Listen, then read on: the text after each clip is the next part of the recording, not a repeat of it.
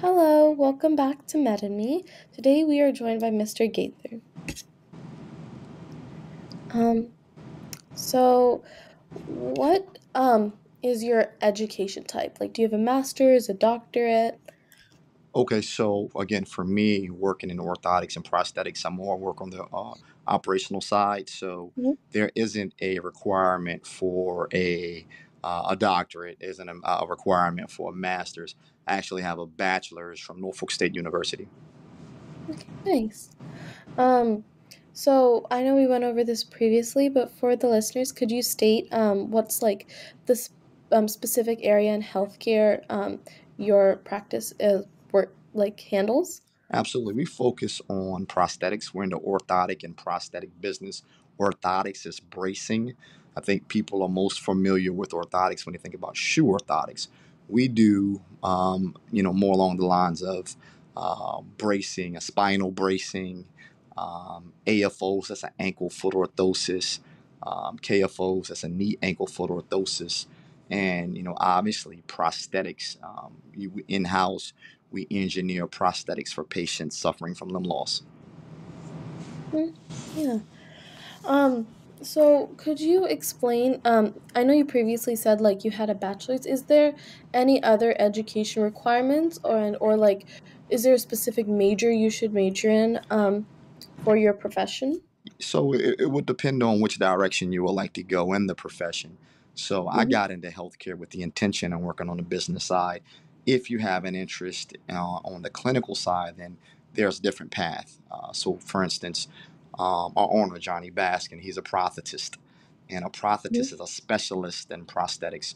Orthotists are specialists in orthotics. And as far as undergrad, they need a biology degree. And then there is, I think, it just depends on if you want to go the route of getting your doctorate in prosthetics or not. That will determine the amount of time you'll stay in school. But there's a 2-year ONP course, and then there's a residency. I think that the doctorate program might be slightly longer. For me, Mm-hmm. for somebody who wants to be more involved on the operational side, and again, that can be in, my role is, business development, more like the strategic strategy. How do we grow our business marketing side? So you obviously have, accounting, you have, marketing, you have overall business management. If you want to be involved in those kind of capacities in a healthcare company, then you can just simply get your bachelor's. Nice. Um, so did you have like a specific motivation to choose prosthetics and orthotics, or were you just interested in healthcare in general? So coming out of college, I was interested in, working on again a role that's more business management focused, marketing focused, and I identified, two industries, one being technology, one being healthcare. I know that, those industries, for the most part, are always going to do well. So, I tried my hand in healthcare. I liked it a lot. I do have a personal motivation for prosthetics because actually my uncle was a bilateral amputee. That means growing up that I lived with an uncle who was missing both of his limbs, and it took actually working in this role and being an adult for me to understand that a little bit more. But that was one of the motivations. I would say the other motivation is just everyday helping people. If if for 1 second you can try to put yourself in a mindset or perspective of somebody who's missing limbs, and they're thinking that they'll never have an opportunity to walk again, something that we all, for the most part, take for granted. So it's extremely rewarding. It's challenging, and I think that's my motivation. Yeah, well, that's great. And I think like definitely the like operational side is super important for any like healthcare issues. And I think a lot of students are probably like if they're not like sure about clinical stuff, I think like this is a great opportunity or great pathway they could consider. Without a doubt. I mean, if your company doesn't run, then you can't see patients. Mm-hmm. So I think it's highly important that you have a strong team together. And on our end, we have a clinical side. We most people will do the fabrication, the actual engineering part. They will send that out to other companies. We do that in house. We have a technician who also is skilled in prosthetics as well, but he does all the fabricating in house. And then, as far as externally, managing our relationships with hospitals and physicians and skilled nursing facilities, and making sure everything is working well with our patients, because this is a collaboration. When somebody has to have an amputation, at that point, you're talking about a surgeon who's doing the amputation, probably, follow up with a physician. Then they'll have to see a prosthetist. Then they'll have to see a physical therapist. You have case management and so many other different parts that get involved from a collaborative standpoint. So, operationally, it helps to have someone who can also manage that process so that the people that are there to see patients can just focus on seeing patients. Yeah, sounds like this field is very diverse, like lots of options to take to think about. So, on that, to continue, could you please walk us through a typical day in your profession? Well, as you just mentioned, there are a number of different things that we do when we start each day. It can be, and I'll just use names. I talked to you about Johnny Baskin, who's the owner of Synergy. So Johnny, being a prophetess, his day may begin with being out in the field seeing patients. All right. Or Jonathan, who's a prosthetic assistant, he could very well see patients. He's a technician also. So his day might start fabricating prosthetics. For me, it's going to start with taking a look at what patients we're currently working with, which physicians we need to follow up with. I'll go out and communicate with physical therapists, patients and their families, physicians, and go into the various hospitals. So, a typical day can look different for each of us, but it's all the same goal. Nice. Um, so like how long do you think the hours would range?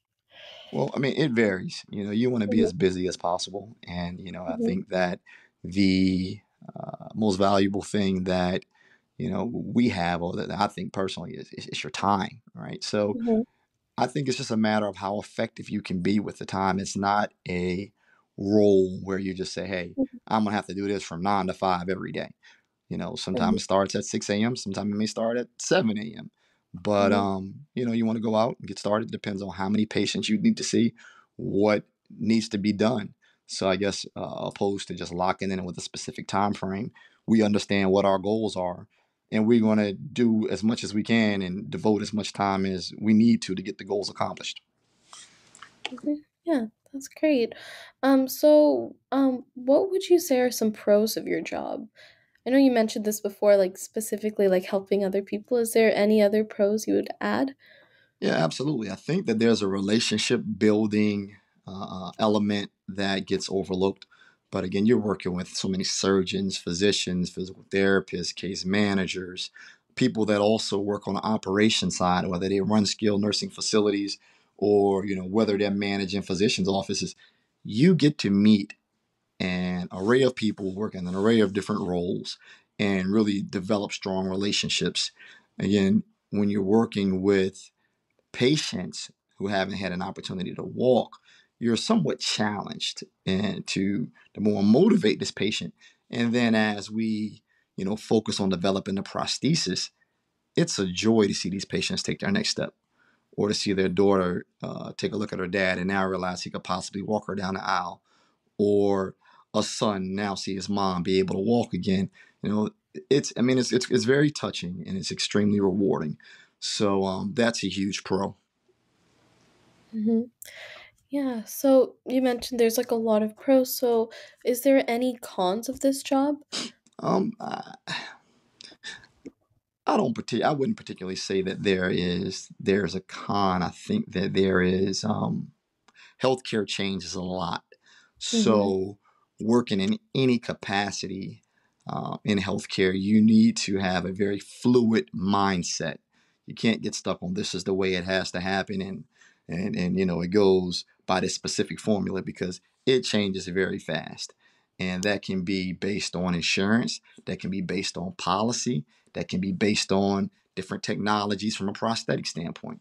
So there aren't many cons. I would suggest anybody who's interested in this field to be versatile and to keep a fluid mindset. Mhm.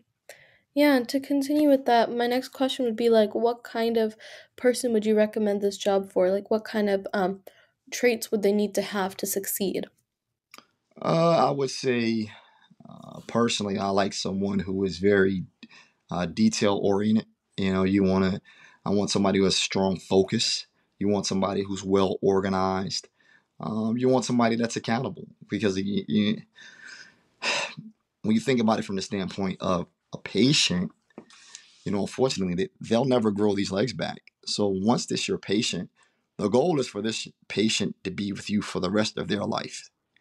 And you have to be accountable to follow up with this patient to make sure that you're, doing what you said you're going to do. So, those are traits. I would like somebody um, that manages their time extremely well.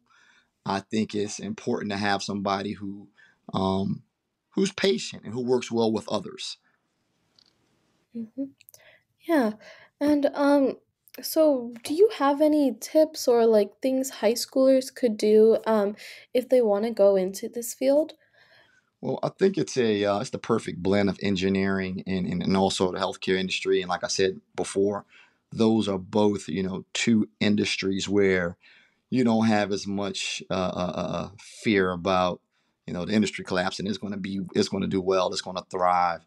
Regardless of the economic climate in the country, you'll be pretty solid going into those two fields. Um, I would say, if it's something that you're interested in, then it's extremely important to try to reach out. I know that we have made ourselves available to the students at your school, but just do as much research as you can. So that means reach out to a company to see if you can come in and shadow. See if there's a way that you could possibly just have a conversation. And please understand, we're all extremely busy, but ask important questions and try to identify if this is the right field for you or not. Mm. Yeah. Okay. Thank you so much for joining us today. That's all the questions we have. All right, sounds great. Thank you, and it was a pleasure. Thank you for having us on. Justin Gaither with Synergy Prosthetics, and wish you guys well. Take care. Thank you. Bye.